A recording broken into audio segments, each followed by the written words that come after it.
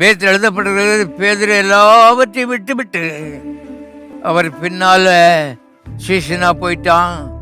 கடைசியில் அவர் இரத்த சாட்சியாய் மரித்தான் என்று சரித்திரத்தில் வாசிக்கிறோம். ரத்தம் சிந்தி மரித்தான் அந்த இயேசுவுக்காக. உயிரே போனாலும் சரி இயேசுவை மறுதளிக்க மாட்டேன். காரணம், இவரை போல ஒரு ஃப்ரெண்டை எங்கேயும் பார்க்க முடியாது. இயேசுனுடைய நண்பன், இயேசுனுடைய நண்பன். அருமையான சகோதரனே, சகோதரியே, நேசிக்கிறதுக்கு ஒருத்தர் இல்லைன்னு சொல்லி யோசிச்சு கொண்டிருக்கிறாய்.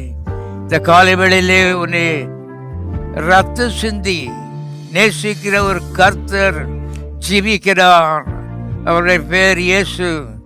செய்ய வேண்டியதெல்லாம் உள்ள இயேசுவை ஏற்றுக்கொள்ளுங்கள். இல்லத்துக்குள்ளே இயேசுவை அழைத்து செல்லுங்கள். அவர் என்ன சொல்கிறாரோ அதன்படி செய்யுங்கள். அருமையான உங்களுடைய வாழ்க்கை பிரமிப்புள்ள வாழ்க்கையாய் மாறும் என்பதை நிச்சயமாக நான் சொல்லுகிறேன்.